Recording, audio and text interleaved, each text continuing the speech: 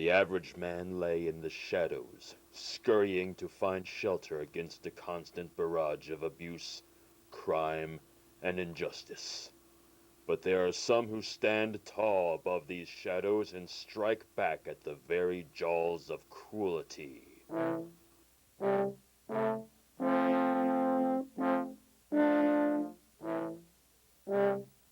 a busy Labor Day afternoon, North Third restaurant manager Tom B. noticed a familiar face step into his restaurant.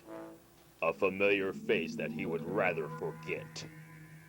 The face belonged to Carl Philip Stein, a local pickpocket and dining enthusiast who had recently been seen brazenly walking into North Third and other area restaurants and stealing wallets and purses from both customers and staff over the last year.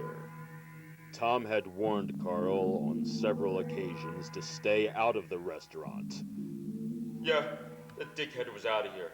I told him once. And Tom B doesn't like to repeat himself. Anyone that makes Tom B repeat himself is susceptible to a karate chop in the face.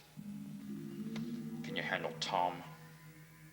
Tom notified North Third owner, his cousin, Mark B.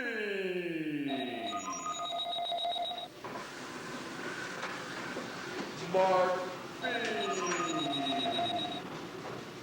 Mark B. Mark B. I hear you, Tom.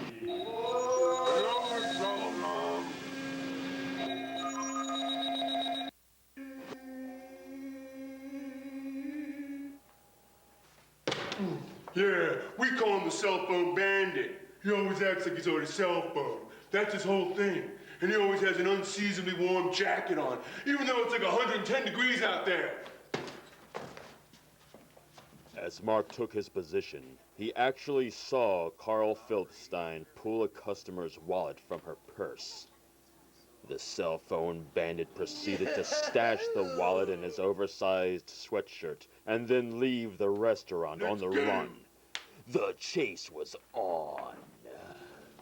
The pair took off after Carl, chasing him for 2 grueling blocks. Finally, Mark and Tom caught up with the so-called cell phone bandit and apprehended him in front of Liberty Lands Park. Tom and I are both in pretty good shape, and this guy had a few extra pounds on him, huh? He didn't have a whole lot of fighting him by the time we caught up with him. Thank God, right? Mark B. wasn't the only Northern Liberties resident that was thanking a higher power. Bar Ferdinand, a friendly neighborhood bar, happened to be having their employee picnic in the Liberty Lands Park at the time.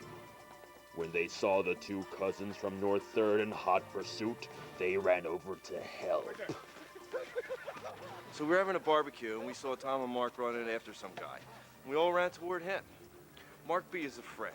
All the bars and restaurants around here, we're all pretty tight. And if one of us need help, we'll help out. So we all just ran and wanted to help.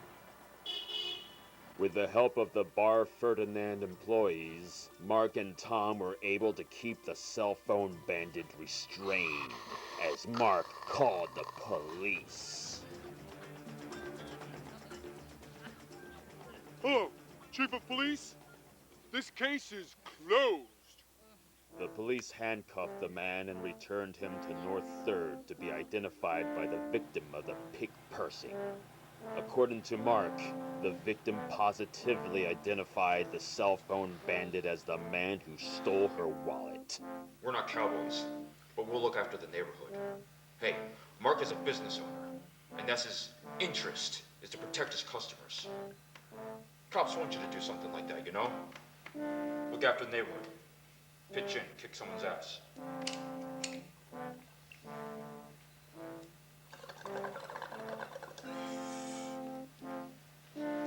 But the B-boys weren't content to be mere witnesses. What? And in this case, it appears that the cell phone bandit was the one that was in jeopardy.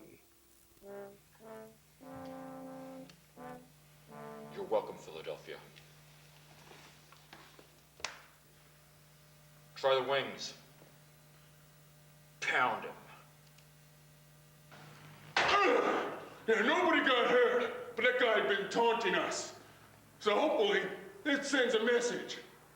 Indeed, Mark. A message of freedom.